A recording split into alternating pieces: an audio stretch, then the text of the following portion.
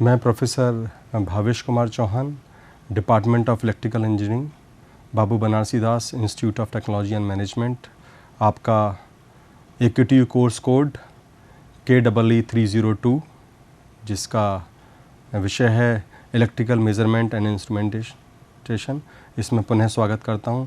हम अपने लेक्चर के जो यूनिट 1 की सीरीज़ है उसमें लेक्चर 6 को पे आज चर्चा होगी। इनफैक्ट इसमें हम जिस विषय को ले रहे हैं वो है review of indicating and integrating instruments. Basically these instruments as you know they are measuring instruments. तो हम इसको लगभग 1 घंटे में यानी कि 2 लेक्चर्स में डिस्कस करेंगे और इन 2 भागों में हमारी चर्चा डिफरेंट इंडिकेटिंग इंस्ट्रूमेंट्स और इंटीग्रेटिंग इंस्ट्रूमेंट्स पे होगी। तो आप दोनों ही लेक्चर को ध्यान से देखिएगा। तो ये हम उसका पहला भाग है। तो इसमें जैसे हमने पिछले लेक्चर में डिस्कशन किया था इंस्ट्रूमेंट के क्लासिफिकेशन को, कि अगर डिफरेंट मेजरिंग इंस्ट्रूमेंट की बात करें तो हम डिफरेंट मेजरिंग इंस्ट्रूमेंट्स को मोटे तौर से 3 भाग में विभाजित कर सकते हैं: मैकेनिकल इंस्ट्रूमेंट्स, इलेक्ट्रिकल इंस्ट्रूमेंट्स और इलेक्ट्रॉनिक इंस्ट्रूमेंट्स। और जो ये कोर्स है तो उसमें हम मूल रूप से इलेक्ट्रिकल इंस्ट्रूमेंट्स और इलेक्ट्रॉनिक इंस्ट्रूमेंट्स को डिस्कस करते हैं। और इलेक्ट्रिकल इंस्ट्रूमेंट्स पहली 3 यूनिट से संबंधित हैं और जो इलेक्ट्रॉनिक इंस्ट्रूमेंट्स हैं उनका और इलेक्ट्रिकल इंस्ट्रूमेंट्स का भी यूनिट 4 और 5 से संबंध है। और इलेक्ट्रिकल इंस्ट्रूमेंट्स की अगर बात करें तो उसको एब्सोल्यूट और सेकेंडरी में विभाजित किया जा सकता है, और अगर सेकेंडरी की बात करें तो उसको एनालॉग और डिजिटल इंस्ट्रूमेंट्स में किया जा सकता है। और एनालॉग इंस्ट्रूमेंट्स को फर्दर आप क्लासीफाई कर सकते हैं, that is deflecting and null detection.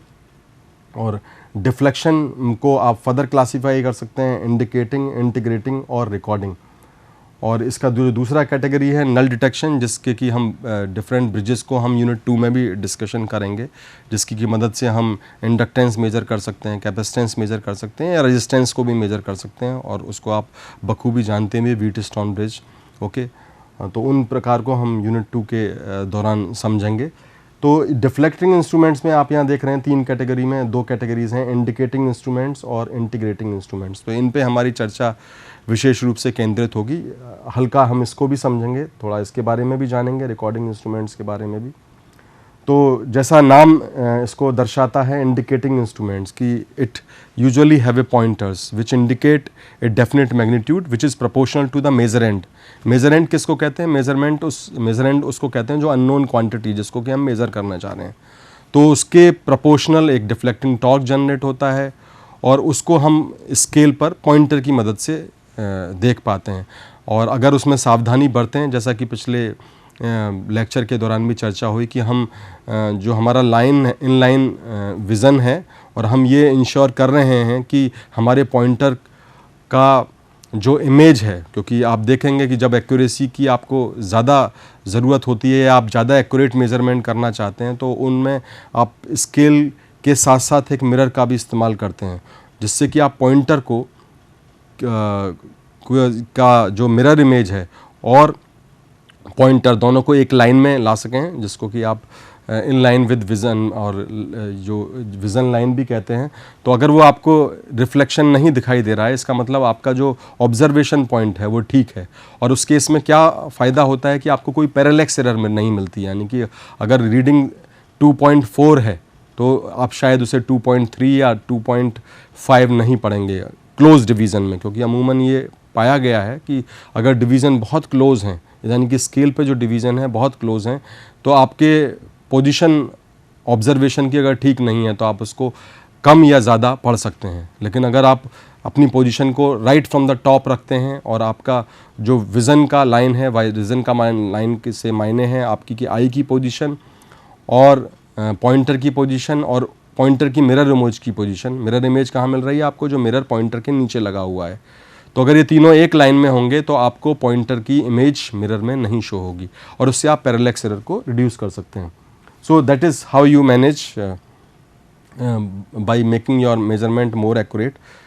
तो indicating instruments are those which indicate the magnitude of an electrical quantity at the time when it is being measured. तो ये आपको बेसिकली इंस्टेंटेनियस वैल्यू देता है। तो अगर सपोज कीजिए वॉटेज है और अचानक कंजम्पशन आपका पावर का बढ़ गया तो ऑटोमेटिकली उसके प्रोपोर्शनल में पॉइंटर का मूवमेंट होगा। आप उस डिफ्लेक्शन की मदद से देख पाएंगे कि पूर्व में क्या मान था और अब कितना मान है, कितना इंक्रीज आ गया है कंजम्पशन में। तो basically it shows you the magnitude of that electrical quantity which may be current, voltage or wattage at the time when it is being measured. So it works on the principle of a proportionality. It involves the deflecting torques and of course controlling torque also, that we will talk later. Okay, so basically it gives you a proportional deflection, and with the help of pointer you are able to measure the value. Okay, so their indications are given by a pointer moving over a calibrated dial. तो एक calibrated dial होता है, एक scale होता है और उस पर आप बेसिकली मेजरमेंट कर पाते हैं। तो लेट्स से 0 है ये reading, then let's say this is 10 और meaning thereby each division is separated by 2. Okay, let's say this is 10 ampere and then like 12, 14 and likewise. So with the help of pointer you are able to identify or you are able to read the exact magnitude of the measured variable. So example could be the ordinary voltmeters or ordinary ammeters or ordinary wattmeters or so, or maybe induction types other devices like energy meter also, but that gives you integrating. But induction type wattmeter are also there. Okay, though they are not that popular like electrodynamometer. So there could be various device which involves the pointer. So they comes under the category of indicating type. Now another category is integrating instruments. तो ऐसा जैसे word ये अपने आप ये शब्द clear कर रहा है, इंटीग्रेटिंग इंस्ट्रूमेंट्स, इंटीग्रेशन, समावेश कर लेना, टोटल क्वांटिटी का मान देना. तो integrating instruments are those which measures and registered by a set of dials and pointers either the total quantity of electricity. Okay, so this word total quantity is a key word. Total quantity, it's a summation.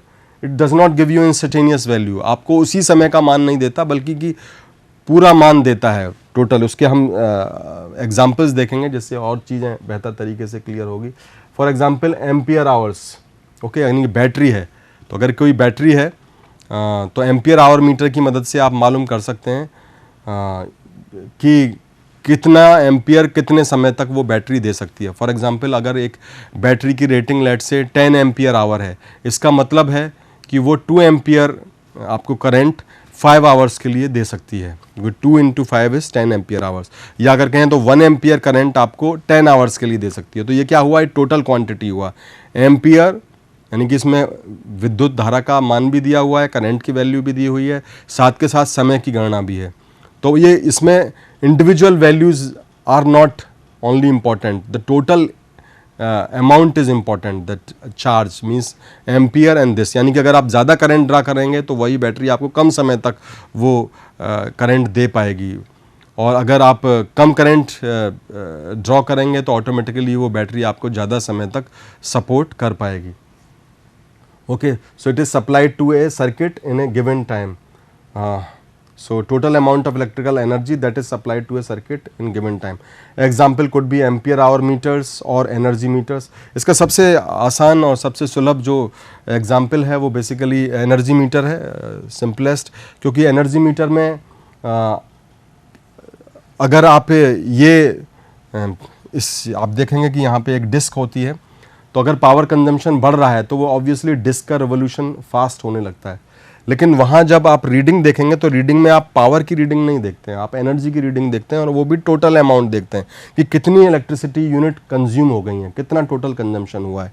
तो अगर suppose कीजिए यहाँ पे 2200 unit लिखा हुआ है, 2200 electrical unit, तो इससे आप ये जज नहीं कर पाएंगे कन्वेंशनल मोड में कि किस समय कितना कंजम्पशन हुआ था. किस समय कितना कंजम्पशन हुआ था, यानी कि 1 घंटे पहले कितनी पावर कंजम्पशन हो रही थी, 2 घंटे पहले, अनटिल अनलेस आपने डिस्क के रिवोल्यूशंस को बहुत ध्यान से देखा हो और आपको डिस्क रिवोल्यूशन का रेट मालूम हो, और वो गणना एक दूसरा विषय हो जाती है।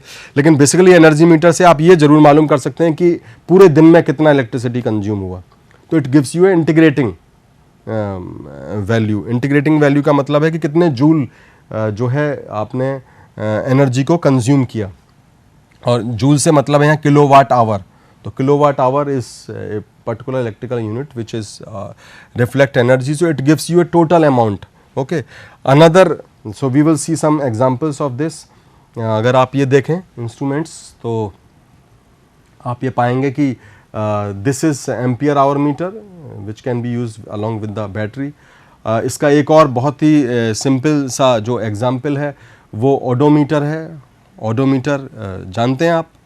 ओडोमीटर अगर कार में देखें तो कार कितना ट्रैवल की है, तो आप उसमें एक तो स्पीडोमीटर देखते हैं कि कितनी स्पीड से वो चल रही है, साथ के साथ आप अगर आप यहाँ डायल पे देखें गौर से तो आपको कितना डिस्टेंस उसने ट्रैवल किया है, अब तक कार कितनी चली है, तो वो भी आपको different that unit will be giving. So that is integrating, कितना किलोमीटर टोटल चला है वो कार जब से इस्तेमाल हुआ है या जब से उसका मीटर रीसेट हुआ है।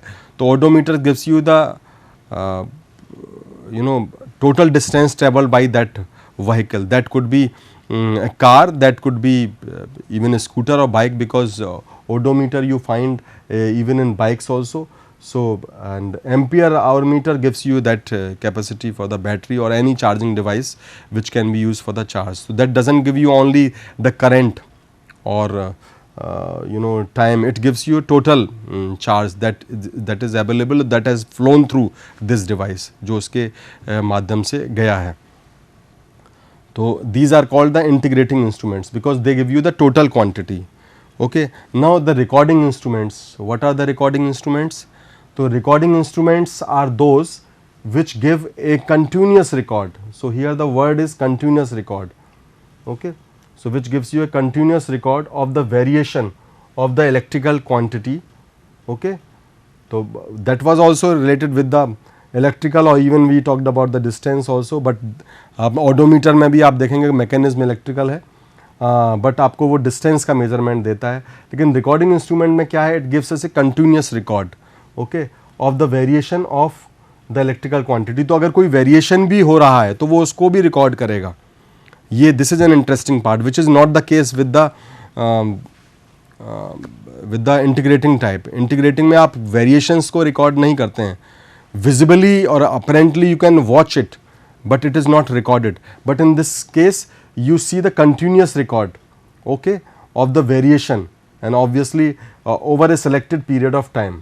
ओके, सो किस समय पे कितना वेरिएशन रहा था, क्या रहा था, इसके सिंपल से एग्जाम्पल हो सकते हैं, जैसे आपने ECG देखा हो अगर किसी का, या EEG। आप देखिए कि हार्ट के डायग्नोसिस के लिए आप ECG का इस्तेमाल करते हैं, तो आप उसमें इंक की मदद से, पेन की मदद से आप एक ग्राफ पेपर पे देखते हैं कि पल्स किस तरीके से वेरिएशन हुआ है, और EEG ब्रेन सिग्नल के रिजोल्यूशन के लिए किया जाता है। तो these are all electrical measurement systems and they gives you the continuous record of the variation of the particular electrical quantity or electrical signal, okay, over a set period of time. तो ऐसा नहीं कि आप ECG पूरे 24 घंटे के लिए लेते हैं, until unless it's a critical care unit. Usually it is for a certain definite times that you keep the record, and then you obviously see it for the purpose of analysis by a prescribed doctor, or it can be done on a periodic basis, okay, at certain specific time of the day, और कुछ निश्चित समय पर दिन के वो आप ले सकते हैं इस तरीके की रिकॉर्डिंग को for the purpose of analysis, okay, for the follow up care. So the moving system of the instruments carries a ink. इसका mechanism क्या है कि इसमें क्या है, एक moving system होता है इंस्ट्रूमेंट में जो कि कैरी करता है एक inked pen which rests lightly on a chart, और वो जो पेन है वो लाइटली चार्ट पे रेस्ट करता है। वो ऐसा नहीं कि चार्ट के मूवमेंट को हिंडर करेगा या रोकेगा, बट वो उस वेरिएशन को रिकॉर्ड करेगा on paper. So which rest lightly means just touching on a chart और a graph and wrapped over a drum, which is wrapped over a drum, okay, with a slow uniform speed. तो वो slow और uniform speed से basically उसका movement होता है। तो both the words are important, slow so that you can see the legible pattern, आप उसको देख सकें, क्योंकि अगर वो बहुत फास्ट होगा तो ऑटोमेटिकली हो सकता है एरर भी आए और पैटर्न भी लेजिबल या क्लियर ना हो, और स्पीड भी उसकी यूनिफॉर्म होती है कांस्टेंट स्पीड से, सो that you can see the linear variation with reference to the time, that what variation is occurring. The motion of the drum is in a direction perpendicular to that of the pointer. तो जो drum पे जो paper है, जो motion of drum है, that is in a direction which is particular to the pointer. तो pointer अगर इस तरीके से मूवमेंट कर रहा है, ठीक है, लाइक दिस, तो ये this will be like perpendicular and while the movement will be the horizontal. तो जो पेन का मूवमेंट होगा, that pen movement will be something like this and the paper will keep moving. तो paper वो move करता जाएगा and pen will keep moving. So pen is like moving like this and this paper will be rolled out. So you will see a definite pattern with the stylus, okay, and paper will keep moving and then on fresh paper as it is rolling out you will see a definite pattern. That is how the recording instrument mechanism works. So you can see this is a image of that recording type. तो आप यहाँ देख रहे हैं कि यहाँ पे ये पेन इंक का, if you can see it keenly, आप उसे ध्यान से देखिए, तो ये आपका पेन है, इसी में इंक का मैकेनिज्म आपने दिया हुआ है, ये ड्रम पे पेपर है और this paper will be like rolling out और ये वर्टिकल मूवमेंट करेगा। So this paper will move out and you can see the record on off the variation of that quantity over a definite period of time. ये बड़ा ही conventional photograph है। अब से जो अब डिवाइसेस आ रही हैं बहुत सोफिस्टिकेटेड हो गई हैं, लेकिन साथ के साथ उनमें पेपर आज भी रहता है और ड्रम का भी सिस्टम रहता है। Drum they are minimized in size so as to make that devices portable, but that ink pen mechanism is still prevalent in those devices, whether EEG और ECG और so on. So recording instruments, the path traced out by the pen indicates the electrical quantity. तो जो path आपको trace करके मिलता है on paper, that basically indicates the variation of that electrical quantity. The example could be the recording voltmeter or ammeter, or it could be their uses could be, these instruments are generally used in the supply stations. तो ये power houses में भी इस्तेमाल किए जाते हैं, where the continuous information is required for the purpose of analysis. तो ऐसा ही नहीं कि केवल EEG, ECG या इस तरीके की डिवाइसेस, इलेक्ट्रिकल जो पावर एंड डिस्ट्रीब्यूशन है वहाँ पर भी इस तरीके के रिकॉर्डिंग मैकेनिज्म किए जाते हैं, जिससे ये देखा जाए कि कहीं कोई अब्रप्ट डेविएशंस तो नहीं हुए हैं which may not be desirable, so that you can apply the due correction well in time, okay, so as to avoid any failure or any any issue or any crisis. So these are some indicating devices. तो आप यहाँ देख रहे हैं, this is an ammeter, okay, this is voltmeter and this is this is wattmeter. और usually आप यहाँ देखेंगे कि अगर इधर ध्यान दें तो जब डिवाइसेस को अगर देखें, यहाँ तो क्लियर नहीं विजिबल है, लेकिन अगर आप किसी भी मॉडल पे जाइए तो ये एक चेक पॉइंट है which I will suggest you to really implement and observe whenever you device. तो यहाँ पे आपको सिंबल भी दिखाई देगा.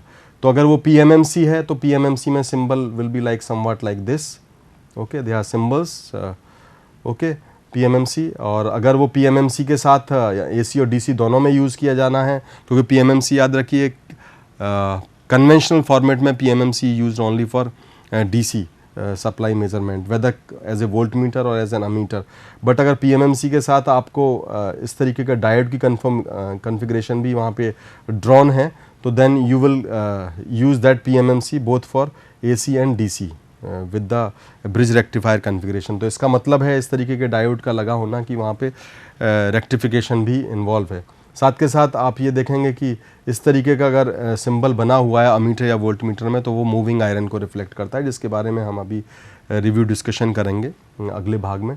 और so that moving iron types is shown by these symbols और अगर इस तरीके का सिंबल दिया हुआ है तो वो इलेक्ट्रोडायनामोमीटर टाइप वाटमीटर है, और अगर वाटमीटर में इस तरीके का सिंबल दिया हुआ तो इंडक्शन टाइप के रेफरेंस में भी this kind of symbols are use. तो electrodynamometer is basically more popular type of dynamometer. तो वैसे मूविंग आयरन भी और they are two category, induction type and electrodynamometer. तो इलेक्ट्रोडायनामोमीटर इज़ मोर पॉपुलर। तो यहाँ पे आपको मेक या इस तरीके के सिंबल से आपको टाइप भी मालूम हो जाता है। तो ये अब जो जिस वजह से इसको इंक्लूड किया है डिस्कशन में वो ये है कि आप यहाँ इन तीनों ही डायग्राम्स में आप देख रहे हैं कि पॉइंटर्स का इस्तेमाल है। So you are seeing the pointers here. Now so indicating instruments में जो इसेंशियल पार्ट है, जो ज़रूरी पार्ट है कि एक डिफ्लेक्टिंग टॉर्क ज़रूर होगा जो पॉइंटर को मूवमेंट देगा, साथ के साथ एक कंट्रोलिंग टॉर्क भी रहेगा।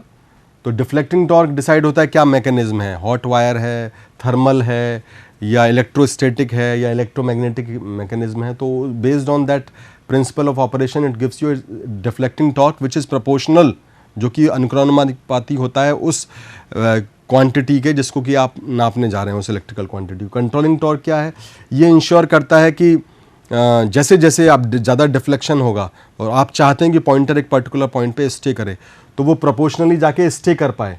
क्योंकि अगर लगातार डिफ्लेक्शन होगा तो continuous movement of the pointer will happen, तो उसमें क्या है आप कोई डेफिनेट रीडिंग नहीं देख पाएंगे, that will not be possible. तो controlling torque basically is opposing in nature, और वो इंश्योर करता है कि जब वो मेजर्ड क्वांटिटी के पास उस स्केल में पहुंच जाए, उस पर्टिकुलर डेफिनेट क्वांटिटी के, तो वहीं पे जाके वो रेस्ट करे। और जब वो क्वांटिटी है ज़ीरो रिड्यूस हो जाए, एक्टिवेशन इज़ नो मोर, वो current has reduce to zero, तो it also brings back the pointer to its original position. तो उसको वापस ज़ीरो पोजीशन पे भी ये लेके आता है। तो controlling torque is controlling in nature and it ensures that it produces equal and opposite torque to the deflection so that the pointer can stay at its final position. Damping torque जो basically होते हैं, जिनको कि restoring torque भी कहते हैं, they basically reduces the vibrations. तो controlling torque basically provides control, और इसके दो मैकेनिज्म हैं, ग्रेविटी कंट्रोल और स्प्रिंग कंट्रोल। ओके, और damping torque they reduces the oscillation of the pointer at final position. कभी कभी ये देखा गया है कि जब डिफ्लेक्टिंग टॉर्क को कंट्रोलिंग टॉर्क अपोज करता है तो फाइनल पोजीशन में जाके पॉइंटर वाइब्रेट करता है। तो वो पॉइंटर वाइब्रेट ना करे, उस वाइब्रेशन को रिड्यूस करने के लिए आप डैम्पिंग टॉर्क का इस्तेमाल करते हैं।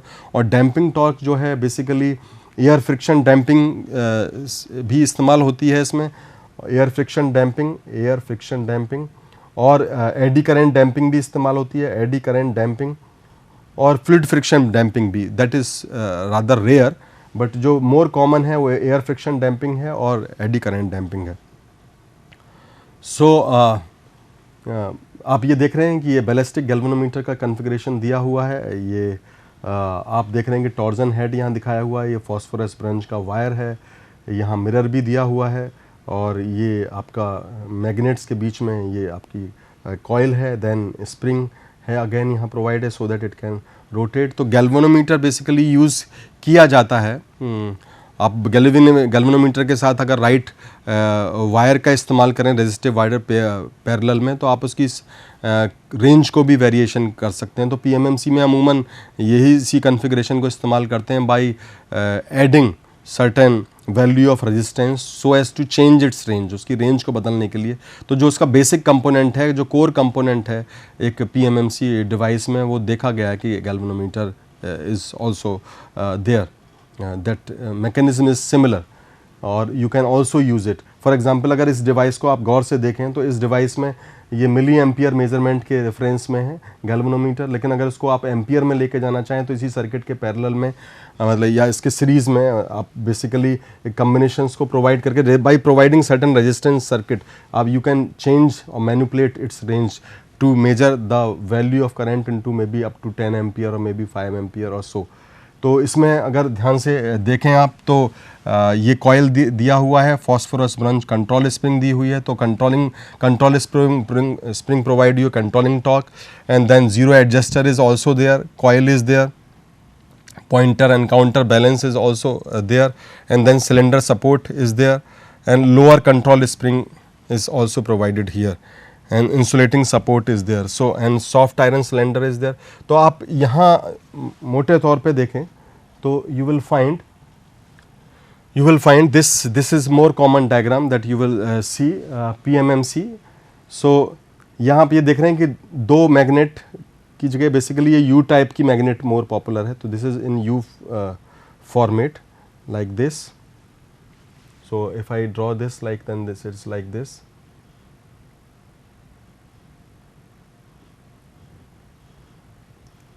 और आप इसके बीच में ये कॉइल के सेटअप को लगाते हैं, तो ये देखिए ये आयरन कोर यहाँ पे शो किया हुआ है और ये कंडक्टिंग कॉइल है. तो जो इसका ऑपरेटिंग प्रिंसिपल है, अगर रिव्यू के पॉइंट ऑफ व्यू से आपने इसको पढ़ा भी होगा, लेकिन इसको रिव्यू करें तो आप हमने क्या इस्तेमाल किया है कि when A current carrying conductor is placed in a magnetic field it experiences a force.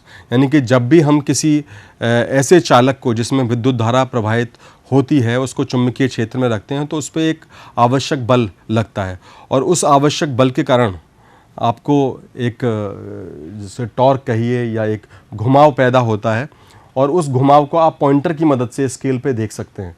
तो यहाँ क्या है, आप देख रहे हैं एक मैग्नेट है, ओके, और जो यू शेप मैग्नेट है जो हॉर्स शू के फॉर्मेट में रहती है, उसके बीच में आपने देखा कि वायर्स रखे हुए हैं. इन्हीं वायर्स में आप कंडक्टिंग जो आप देख रहे हैं कॉइल एंड फॉर्मर, तो ये कॉइल आपने लगाया हुआ है और इसी में आप करंट को पास करेंगे अगर एज ए अमीटर इस्तेमाल कर रहे हैं. और अगर वोल्टमीटर की तरह इस्तेमाल कर रहे हैं तो इसमें करंट पास होगी जो कि वोल्टेज के प्रोपोर्शनल होगी. फॉर्मर क्या है, farmer is basically A framework on which the coil is wrapped, क्योंकि कॉइल को एक मैकेनिकल सपोर्ट भी चाहिए. अगर वो मैकेनिकल सपोर्ट आप नहीं देंगे इफ दैट, तो ये obviously it could not remain in a definite shape. तो फॉर्मर क्या है, it is a framework on which the coil is wrapped and this through this coil, इस कॉइल के थ्रू ही आप विद्युत धारा को प्रवाहित करते हैं. और जैसे हमने पहले भी कहा कि जब कोई भी कोई कंडक्टर में आप करंट फ्लो करेंगे तो उस पर एक फोर्स लगेगा, और ये फोर्स जो गवर्न होता है that is F equal to BIL sine theta. Okay, और अगर नंबर ऑफ कंडक्टर्स हैं तो ऑब्वियसली आप ये कॉइल्स के नंबर ऑफ टर्न्स भी हो सकते हैं, तो NBIL साइन थीटा. और ये F में अगर आप एक डिस्टेंस, क्योंकि ये पूरा सिस्टम जो है एक एक्सिस के अक्रॉस रोटेट करता है तो वो आपको एक डिफ्लेक्टिंग टॉर्क देता है.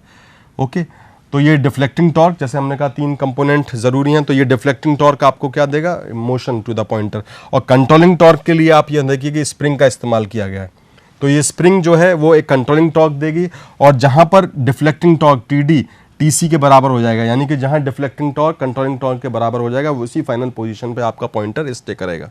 ओके, और बाकी अगर वैसे इस केस में डैम्पिंग का बहुत आवश्यकता नहीं होती, लेकिन एयर फ्रिक्शन डैम्पिंग वगैरह मूविंग आयरन और कुछ डिवाइसेस में इस्तेमाल किया जाता है. एडी करंट डैम्पिंग का भी इस्तेमाल किया जाता है. तो different damping can also be applied in this kind of device. तो हमने देखा कि मूविंग आयरन जो परमानेंट मैग्नेट मूविंग कॉइल जो PMMC जिसको कि हम पॉपुलरली कहते हैं, तो उसका इस्तेमाल के लिए हमने 3 तरीके के टॉर्क का इस्तेमाल किया. कंट्रोलिंग टॉर्क जो कि हमको BIL साइन थीटा या NBA साइन थीटा के फॉर्मेट में मिलता है, और साथ के साथ हमने कंट्रोल स्प्रिंग का इस्तेमाल किया, और ज़रूरत है तो आप डैम्पिंग का उसका इस्तेमाल कर सकते हैं, और उसी की मदद से इंडिकेटिंग टाइम इंस्ट्रूमेंट्स में आप जो है एज ए अमीटर उसका इस्तेमाल करते हैं. अब हम आगे की कैटेगरीज़ को भी डिस्कस करेंगे फॉलोअप लेक्चर्स में, जिसमें कि मूविंग आयरन और इंडक्शन टाइप और इलेक्ट्रोडायनोमीटर पे हमारी चर्चा जारी रहेगी. तो दूसरे भाग को भी अवश्य देखिएगा. धन्यवाद.